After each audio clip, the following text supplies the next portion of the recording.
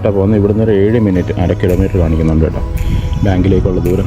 ഇവിടുന്ന് ഒരു short cut ഉണ്ടെന്ന് ഞാൻ ഇതുവരെ കണ്ടില്ലായിരുന്നു. ഇപ്പോൾ GPS കണ്ടപ്പോഴാണ് കണ്ടത്. അതായത് ഞാൻ വിചാരിച്ച വണ്ടി ഇവിടെ നിന്നെടുത്ത് U-turn എടുത്ത് തിരിച്ചു പോകുന്ന ഒരു ഏരിയ ആണ്, അത്രേ ഉള്ളൂ. പക്ഷേ ശരിക്കും അങ്ങനെയാണ്. വണ്ടി ഇവിടെ വരെ ഒരു അതുവഴി ഇറങ്ങി അപ്പുറത്തെ റോഡിലേക്ക് ഇറങ്ങാനുള്ള ഒരു സ്പേസ് ഉണ്ട് കേട്ടോ. അത് ഞാൻ ഇതുവരെ കണ്ടില്ല. ഇപ്പം കണ്ടില്ലെന്ന് പറയാൻ ഇപ്പോൾ ഇവിടെ 2ാമത്തെ ദിവസം ആയിട്ടേ ഉള്ളൂ. ഇന്നലെ വന്നപ്പോൾ ഞാൻ ഇവിടേക്ക് ഒന്ന് നോക്കി.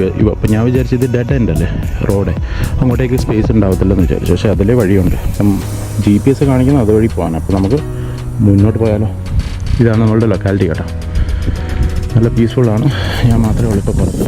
വാഹനം ഇവിടെ കിടപ്പുണ്ട്. 31 1 കിലോമീറ്ററിൽ കൂടുതലുണ്ട് കേട്ടോ. അങ്ങനെ കറങ്ങി അവിടെ വരെ വന്ന്. ഇതിവിടെ ഇത്ര അടുത്താണെന്ന് എനിക്കറിയത്തില്ലായിരുന്നു. അപ്പോൾ എന്തായാലും ഒരു GPS കാരണം എനിക്കൊരു പുതിയൊരു വഴിയും കൂടെ കിട്ടി. GPS പറയുന്നതനുസരിച്ച് നമുക്ക് മുന്നോട്ടേക്ക് പോകാം. എന്ത് നാച്ചുറലി എന്ത് ബ്യൂട്ടിഫുള്ളാണെന്നറിയാം. പൈൻ ഇതൊക്കെ കണ്ട മരം, ഒരു ലാൻഡ്സ്കേപ്പ് നല്ല ബ്യൂട്ടിഫുൾ അല്ലേ കാണാൻ. ഈ ലീഫൊക്കെ ഇത്ര ക്ലോസ് ആയിട്ട് ഞാനാദ്യമായിട്ടപ്പോൾ കാണുന്നത്. കാനഡയിലുള്ളവർക്ക് ഇതൊന്നും ഒരു വിഷയമായിരിക്കത്തില്ല. പക്ഷേ നമ്മളെപ്പോലെ ആദ്യമായിട്ട് വരുന്നവർക്ക് അതൊരു സംഭവമായിരിക്കും. ബാങ്കിലേക്ക് 400 meters 5 minutes to walk and reach എന്ന് എഴുതിയിട്ടുണ്ട്. നോക്കാം എന്താണ് അവസ്ഥ എന്നുള്ളത്. അപ്പോൾ ഞാൻ പോകുന്ന വഴിക്ക് കാര്യങ്ങൾ പറയാൻ ഞാനിപ്പോൾ എത്തി. 2ാമത്തെ ദിവസമാണ്. ഫസ്റ്റ് ഡേ എനിക്ക് ഓൾറെഡി SIN നമ്പർ കിട്ടിയായിരുന്നു. SIN social insurance number. അതായത് വർക്ക് പെർമിറ്റിന് വേണ്ടിയിട്ടുള്ള SIN നമ്പർ ഇല്ലാതെ ഒരു കാര്യങ്ങളും നടക്കത്തില്ല. അത് നിങ്ങൾക്ക് ഇവിടെ ഉള്ളവർക്കറിയാമല്ലോ. അപ്പം അങ്ങനെയാണ് കാര്യങ്ങൾ. അതെടുക്കാൻ വേണ്ടിയിട്ട് എളുപ്പമായിരുന്നു. കാരണം എയർപോർട്ടിൽ നിന്ന് തന്നെ കാര്യങ്ങളൊക്കെ നടന്നു കിട്ടി. ചില സമയത്ത് സർവീസ് ഒണ്ടാരിയോ അവിടെ അവൈലബിൾ ആയിരിക്കത്തില്ല. അതായത് വീക്കെൻഡ്സിൽ പിന്നെ നോൺ ഓഫീസ് ടൈമിൽ നമുക്ക് എന്തായാലും കാര്യങ്ങൾ നടക്കത്തില്ല. അപ്പോൾ എൻ്റെ ഒരു ഭാഗ്യത്തിനെന്ന് പറഞ്ഞാൽ ഞാൻ വന്നത് വീക്ക് ഡേയിലായിരുന്നു വന്നത്. ലാൻഡ് ചെയ്തത് ഉച്ചയ്ക്ക് 12:30 1 മണി സമയത്ത്. അപ്പോൾ എന്തുകൊണ്ടും എൻ്റെ എന്തായാലും കാര്യങ്ങൾ SIN നമ്പറൊക്കെ എയർപോർട്ടിൽ നിന്ന് തന്നെ കിട്ടി. ഇപ്പോൾ പുതിയതായിട്ട് വരുന്ന മറ്റുള്ളവർക്കെന്ന് പറഞ്ഞു കഴിഞ്ഞാൽ എൻ്റെ ഒരു ഫ്രണ്ട് ഇപ്പോൾ ഈ ഇടയ്ക്ക് പുള്ളി വന്നത് വീക്കെൻഡിലാണ് വന്നത്. അപ്പോൾ പുള്ളിക്ക് പണി കിട്ടി. അതായത് പുള്ളിക്ക് കാര്യങ്ങൾ നടന്നില്ല, SIN നമ്പർ കിട്ടിയില്ല. അവസാനം പിന്നെ അദ്ദേഹം സർവീസ് ഒണ്ടാരിയോ ഡൗൺ ടൗണിലോ സിറ്റിയിലോ മറ്റോ പോയിട്ട് പിന്നെ ചെയ്യേണ്ടി വന്നു. അതിന് പിന്നെ അവൻ ഒത്തിരി ബുദ്ധിമുട്ടി. അതായത് ആദ്യം ഒരു ലൊക്കേഷനിൽ ചെന്നപ്പോൾ അവിടെയും ക്ലോസ്ഡ് ആയിരുന്നു വീക്ക് ഡേയിൽ. പിന്നെ അവനെ വേറൊരു സ്ഥലത്തേക്ക് അവർ ഡയറക്റ്റ് ചെയ്ത് GPS കൊടുത്തു. അപ്പോൾ അതിനെ ബേസ് ചെയ്തിട്ട് പിന്നെ അവൻ പോയി. കുറേ ബുദ്ധിമുട്ടിയാവൻ. അതായത് അവ ഏകദേശം ഒരു $80 ടാക്സിക്ക് അങ്ങോട്ടും ഇങ്ങോട്ടും ഒക്കെ പോകേണ്ടി വന്നെന്ന് പറഞ്ഞിട്ട് പറയുന്നുണ്ടായിരുന്നു. അപ്പോൾ ആ ഒരു കാര്യത്തിൽ ഞാൻ എന്തായാലും രക്ഷപ്പെട്ടു കേട്ടോ. GPS ജസ്റ്റ് വിടാമെന്നാണ് കാണിക്കുന്നത്. 3 minutes away. ഈ വാക്കബിൾ ഡിസ്റ്റൻസിൽ നല്ലൊരു ലൊക്കേഷനിലാണ് നമ്മളിപ്പോൾ വന്നിരിക്കുന്നത് കേട്ടോ. എനിക്ക് റൂം കിട്ടിയിരിക്കുന്നത് ലണ്ടനിൽ. അത്യാവശ്യം എല്ലാം ഈ ഇൻ ആൻഡ് അറൗണ്ട് എല്ലാ സ്ഥലങ്ങളും ഇൻ ആൻഡ് അറൗണ്ട് ഉണ്ട് കേട്ടോ. മക്ഡൊണാൾഡ്സ് ഉണ്ട്. ഇതാണ് ഫുഡ് ബേസിക്സ് കണ്ടോ. ഈ സ്റ്റോറിലാണ് ഞാൻ 1 കിലോമീറ്റർ റൗണ്ട് എടുത്ത് അപ്പുറത്തൂടെ വന്നത്. ഇതാണ് ഫുഡ് ബേസിക്സ്. ഇവിടെ അത്യാവശ്യം എല്ലാ കാര്യങ്ങളും നിങ്ങൾക്ക് കിട്ടും. അപ്പോൾ ഇത്ര അടുത്താണ് എനിക്കല്ലേ. ഇപ്പോൾ GPS നോക്കിയിട്ട് അത് കിട്ടിയത്. കാരണം എനിക്ക് വന്നത് ഇത് വാക്കബിൾ, ഇതിനകത്ത് ഓപ്ഷൻ ഉണ്ടല്ലോ വാക്കിങ്ങും പിന്നെ അതുപോലെ തന്നെ നിങ്ങൾ കാറിലോ വെഹിക്കിളിലോ ആണെങ്കിൽ ഉള്ളത്. എനിക്ക് വന്നത് വാക്കിംഗ് അല്ല, കാറാന്നേരം ഞാൻ ഇട്ടിരുന്നേന്ന് തോന്നുന്നു. അതുകൊണ്ടാണ് അതങ്ങനെ കാണിച്ചത്. ഇതിപ്പോൾ കണ്ടോ സ്ട്രീറ്റ് വ്യൂ അങ്ങോട്ടേക്ക് കാണിക്കുന്നുണ്ട്. അപ്പോൾ നമുക്ക് വാക്കിങ് ഇത്ര അടുത്താണ്. അപ്പോൾ എനിക്ക് കാര്യങ്ങൾ എളുപ്പമല്ല. മക്ഡൊണാൾഡ്സ് ഇവിടെ ഉണ്ട്. അതിൻ്റെ തൊട്ടപ്പുറത്ത് തന്നെ കാണുന്ന ഒരു ടിം ഹോർട്ടൺസ് ഉണ്ട്. നെക്സ്റ്റ് ബർഗർ കിങ് അവിടെ തന്നെ കേട്ടോ. ഒരുവിധം എല്ലാ കാര്യങ്ങളും ഉണ്ട്. ഇവിടുന്ന് ഇങ്ങനെ നടന്ന് കയറി പോകാൻ പറ്റുമോ? ഇതാണ് ഫുഡ് ബേസിക്സ്. അല്ല അപ്പുറത്തോടെ കയറിപ്പോല്ലേ. ഇവിടെ ഒന്നെ റോഡിൽ കൂടെ കയറിപ്പോകാൻ പറ്റുമെന്നൊരു സംശയം. ഇതുവഴി കയറാം. No passing here to crossing. ഈ സ്റ്റെപ്പ് മേളിലേക്ക് കയറാം നമുക്ക്.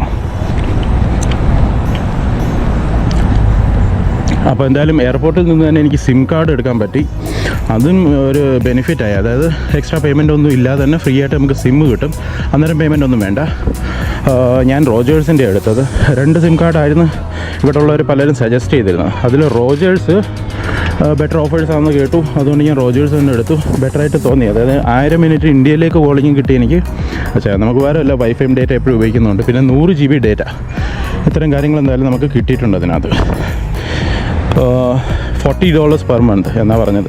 ഏകദേശം ബില്ലിംഗ് സൈക്കിൾ എന്ന് പറഞ്ഞാൽ 25 days കഴിയുമ്പോൾ എനിക്ക് ബില്ലിംഗ് സൈക്കിൾ, അതായത് ആ പേയ്മെൻറ്റ് ചെയ്യേണ്ടി വരും. $40 കൺവേർട്ട് ചെയ്തൊക്കെ ഇച്ചിരി കൂടുതലായിട്ട് തോന്നും. പക്ഷേ ഓക്കെ ആണെന്ന് തോന്നും. അതിലും എൻ്റെ ഒരു ഫ്രണ്ടിന് ആ ഒരു സംഭവിച്ചതെന്ന് പറഞ്ഞാൽ അവൻ്റെ എല്ലാ കാര്യങ്ങളും അങ്ങനെയാണ് സംഭവിച്ചത്. ആശാൻ എയർപോർട്ടിൽ നിന്ന് SIM എടുക്കാൻ വിട്ടുപോയി. അവൻ വന്ന ഉടനെ നേരെ നേരെ പോയിട്ട് അവൻ എന്താ ചെയ്തതെന്ന് വെച്ച് കഴിഞ്ഞാൽ സിം എടുക്കാതെ അവൻ നേരെ തന്നെ എയർപോർട്ടിൽ നിന്ന് എക്സിറ്റ് അടിച്ച് കഴിഞ്ഞപ്പോൾ പ്രശ്നം സംഭവിച്ചതെന്ന് പറഞ്ഞു കഴിഞ്ഞാൽ വെളി ഇറങ്ങിയതിന് ശേഷം പിന്നെ അവൻ അകത്തോട്ട് കയറാൻ പറ്റിയില്ല. പിന്നെ അവൻ ഇവിടെ വന്നിട്ട് ടൗണിൽ വന്നതിന് ശേഷം ഒരു സിം കാർഡ് എടുത്തു.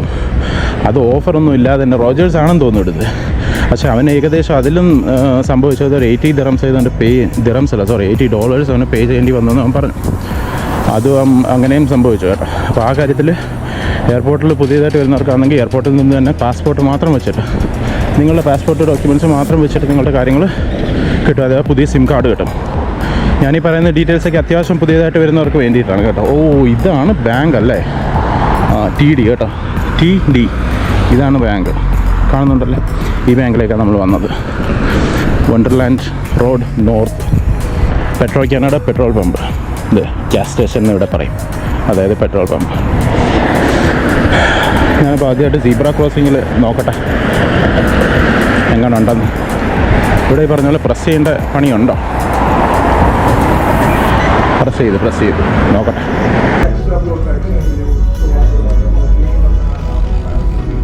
അപ്പോൾ എന്തായാലും ഞാൻ ബാങ്കിൽ എന്തായാലും പോയിട്ട് വന്ന്. TD ബാങ്കിൽ വളരെ ഹെൽപ്ഫുള്ളായിരുന്നു കേട്ടോ. അവിടെ ഇരുന്ന 2 കനേഡിയൻസ് ആയിരുന്നു ഉണ്ടായിരുന്നത്. ചെന്നപ്പോൾ തന്നെ ഞാൻ അപ്പോയിൻമെൻറ്റ് ഉണ്ടോ എന്ന് ചോദിച്ചു. അപ്പോയിൻമെൻറ്റ് ഇല്ലാതെ ഇവിടെ ഒരു ബാങ്കിലും കയറാൻ പറ്റത്തില്ല കേട്ടോ. അതേ ഞാൻ നോട്ടീസ് ചെയ്തത്. 11 AM, അതായത് 11 മണിക്കായിരുന്നു ഞാൻ അപ്പോയിൻമെൻറ്റ് എടുത്തിരുന്നത്. ഏകദേശം ഒരു 10:30 ആയപ്പോൾ തന്നെ ചെന്ന്. അതായത് പെട്ടെന്ന് ചെല്ലാൻ ഒരു കാര്യം എന്ന് പറഞ്ഞു കഴിഞ്ഞാൽ, ഞാൻ താമസിക്കുന്ന ആ ഒരു വീട്ടിൽ നിന്ന് ഏകദേശം ഇങ്ങനെ ഫുള്ള് മെയിൻ റോഡിൽ കൂടെ പോകുന്നെങ്കിൽ ഒരു 1.3 കിലോമീറ്റേഴ്സ് റൗണ്ട് ചെയ്താണ് പോകുന്നത്. ഇവിടെ തന്നെ ആയിട്ട് എനിക്ക് ഒരു ഷോർട്ട് കട്ട് ഉണ്ടായിരുന്നു കേട്ടോ. ആ ഒരു ഭാഗത്തുനിന്ന് ഷോർട്ട് കട്ട് ഉണ്ടായിരുന്നു. GPS ഞാൻ വാക്കിംഗ് ഡിസ്റ്റൻസ് നോക്കിയപ്പോഴത്തേന് വാക്കബിൾ വേ കാണിച്ചു തരുമല്ലോ നമുക്ക് GPS. അതിനനുസരിച്ച് അങ്ങോട്ടേക്ക് നിന്ന് കഴിഞ്ഞാൽ എളുപ്പമുണ്ട്. അപ്പോൾ ഏകദേശം 400 മീറ്റേഴ്സ്, 350 മീറ്റേഴ്സ് അവേ ആണ് നമ്മുടെ വീട്ടിൽ നിന്ന് ബാങ്ക്. പക്ഷേ അവർ വളരെ ഹെൽപ്ഫുള്ളായിരുന്നു. അപ്പോൾ തന്നെ ഉള്ളിലേക്ക് കൊണ്ടുപോയി. അവിടുന്ന് ഒരു ഏജൻറ് ഉണ്ടായിരുന്നു. ഏജൻറ്റ് നമ്മളോട് ഡീറ്റെയിൽ ആയിട്ട് കാര്യങ്ങളെല്ലാം പറഞ്ഞു. ബാങ്കിങ്, ചെക്കിങ്ങും സേവിങ്സ് അക്കൗണ്ടും, പിന്നെ എന്തായാലും ക്രെഡിറ്റ് കാർഡും കൂടെ അപ്ലൈ ചെയ്തിട്ടുണ്ട്. ക്രെഡിറ്റ് കാർഡ് കിട്ടുമല്ലോ എന്നുള്ള കാര്യം നമുക്ക് സംശയമുണ്ട്. കാരണം ഈ രാജ്യത്ത് എനിക്ക് ക്രെഡിറ്റ് സ്കോർ ഇല്ലല്ലോ, നമ്മൾ പുതിയതായിട്ട് വന്നത്. അപ്പോൾ ക്രെഡിറ്റ് സ്കോറും കാര്യങ്ങളൊക്കെ ഇവർ മേജറായിട്ട് ഇവിടെ ഉള്ളവർക്കറിയാം, നോക്കുന്നുണ്ടല്ലോ. അപ്പോൾ എന്തായാലും എനിക്ക് ക്രെഡിറ്റ് സ്കോർ ഒന്നുമില്ല, എങ്കിലും അദ്ദേഹം ട്രൈ ചെയ്യാമെന്ന് പറഞ്ഞു. നോക്കട്ടെ, കിട്ടുവാണെങ്കിൽ കിട്ടി, അല്ലെങ്കിൽ ക്രെഡിറ്റ് കാർഡ് ഇല്ലാതെ ഒരു പണി നടക്കത്തില്ല. കാരണം ഫ്യൂച്ചറിൽ ഇനിയിപ്പോൾ ലൈസൻസിന് നോക്കുകയും പിന്നെ വണ്ടിക്ക് വേണ്ടി ഇനി നോക്കുകയാണെങ്കിലും നിങ്ങളുടെ കാര്യങ്ങളൊക്കെ ബുദ്ധിമുട്ടാണ്, പ്രത്യേകിച്ച് നമ്മളുടെ കൈൻഡ് ഓഫ് വിസയിൽ വരുമ്പം. എന്നാലും ഞാൻ മനസ്സിലാക്കുന്നു, ക്രെഡിറ്റ് കാർഡ് ഉണ്ടെങ്കിൽ ഒരുവിധം കാര്യങ്ങൾക്കൊക്കെ എളുപ്പമുണ്ടായിരിക്കും എന്ന് വിശ്വസിക്കും. പിന്നെ എനിക്ക് അസൈൻ ചെയ്ത സ്ഥലം എന്തായാലും എനിക്ക് ഇഷ്ടപ്പെട്ടു. എന്തായാലും നല്ല സ്ഥലമാണ്. ആദ്യം എനിക്ക് സാത്രോയിലായിരുന്നു കിട്ടിയിരുന്നത്. സാത്രോയ് എന്ന് പറയുന്ന ഒരു ചെറിയൊരു ടൗണാണ്. ചെറിയൊരു ടൗണെന്നോ വില്ലേജെന്നോ പറയാം. ചെറിയൊരു ടൗൺ, അവിടെ ഒന്നുമില്ലായിരുന്നു. ഇപ്പോൾ എന്തായാലും ഈ പ്രാവശ്യം കിട്ടിയിരിക്കുന്നത് ലണ്ടൻ സെൻട്രലിൽ തന്നെയാണ്. അതായത് നോർത്തേൺ റീജിയൻ, ലണ്ടൻ നോർത്ത് എന്ന് പറയും.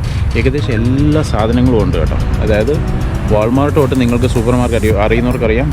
ഫുഡ് ബേസിക്സ്, ബർഗർ കിങ് ഉണ്ട്, ഒരു മെക്ഡോണൽസ് ഉണ്ട്, ഒരു സ്റ്റാർബക്സ് ഉണ്ട്, ടിം ഹോർട്ടൺസ് ഉണ്ട്. പിന്നെ ഞാൻ കണ്ടത് ഒരു ബിയർ സ്റ്റോർ ഉണ്ട്. ഇതാണ്ട് ഈ എൻ്റെ ബാക്കിൽ കാണുന്നത് ഒരു ബിയർ സ്റ്റോറാണ് കേട്ടോ. ലിക്കേഴ്സ് എല്ലാം കിട്ടുന്ന ഒരു വലിയൊരു സ്റ്റോറാണ്. ഇത്രയും വലുതാണ്. ബിയർ സ്റ്റോറുണ്ട്. അത്യാവശ്യം ബേസിക് നീഡ്, അതായത് ഒരു മനുഷ്യന് വേണ്ട എല്ലാ സാധനങ്ങളും ഉണ്ട്. ഒപ്റ്റിക്കൽസ് ഉണ്ട്, അതായത് ഒപ്റ്റീഷ്യൻസ് ഉണ്ട്, കണ്ണാടിക്കടയുണ്ട്. അതുപോലെ തന്നെ നമ്മളുടെ ഫാർമസി ഉണ്ട്, കാർ വാഷ് ഏരിയ ഉണ്ട്, സൈക്കിൾ സ്റ്റോറുണ്ട്. ഞാനിപ്പം കണ്ടതായി പറയുന്നത്, എക്സ്പീരിയൻസ് ചെയ്ത്. ഇനിയിപ്പോൾ കാണാത്ത എന്തോരം സാധനങ്ങൾ ഇവിടെ ഉണ്ടാവും. അപ്പം കിട്ടിയ ഒരു നല്ല ലൊക്കേഷനാണ്. അതുകൊണ്ട് കാര്യങ്ങൾ എളുപ്പമാവുമെന്ന് പ്രതീക്ഷിക്കുന്നു. പിന്നെ എല്ലാം നമ്മൾക്ക് അങ്ങോട്ടും ഇങ്ങോട്ടും ഒരു 100 മീറ്റേഴ്സ് 200 മീറ്റേഴ്സ് അവയെ എല്ലാ കാര്യങ്ങളും ഇവിടെ കിട്ടും. അങ്ങനെ നല്ലൊരു സ്ഥലമാണ് എനിക്ക് എന്തായാലും ദൈവം സഹായിച്ച് കിട്ടിയത്. ഈ ഒരു ചെറിയ വീഡിയോ നിങ്ങൾക്ക് ഇഷ്ടപ്പെട്ടു എന്ന് വിശ്വസിക്കുന്നു. ഇഷ്ടപ്പെട്ടാൽ തീർച്ചയായും ലൈക്ക് ചെയ്യുക, ഷെയർ ചെയ്യുക. അതുപോലെ തന്നെ ചാനൽ ഇതുവരെ സബ്സ്ക്രൈബ് ചെയ്തിട്ടില്ലെങ്കിൽ തീർച്ചയായും സബ്സ്ക്രൈബ് ചെയ്യുക. ഇനിയും ഇതുപോലെയുള്ള കിടിലൻ ഇൻഫർമേഷനുള്ള വീഡിയോസുമായിട്ട് ഞാൻ വീണ്ടും വരുന്നതാണ്. ഇതെൻ്റെ ലൈഫ് എക്സ്പീരിയൻസാണ് ഞാൻ ഷെയർ ചെയ്യുന്നത്. മറ്റ് പലർക്കും പല രീതിയിലായിരിക്കുമുള്ള എക്സ്പീരിയൻസ്. ഞാൻ വന്ന ലൊക്കേഷനും ഞാൻ വന്നിരിക്കുന്ന ജോബും എൻ്റെ പ്രൊഫഷനും ഇതൊക്കെ ആയിട്ട് വ്യത്യാസം ഉണ്ടാകും കേട്ടോ. ഓരോരുത്തരുടെയും ലൈഫ് എക്സ്പീരിയൻസാണ് ഷെയർ ചെയ്യുന്നത്. ഇത് നിങ്ങൾക്ക് ഉപകാരപ്പെടുമെന്ന് വിശ്വസിക്കുന്നു. ഉപകാരപ്പെട്ടാൽ തീർച്ചയായും ലൈക്ക് ചെയ്യുക, ഷെയർ ചെയ്യുക. അതുപോലെ തന്നെ ഇതുവരെ സബ്സ്ക്രൈബ് ചെയ്തിട്ടില്ലെങ്കിൽ തീർച്ചയായും സബ്സ്ക്രൈബ് ചെയ്യുക.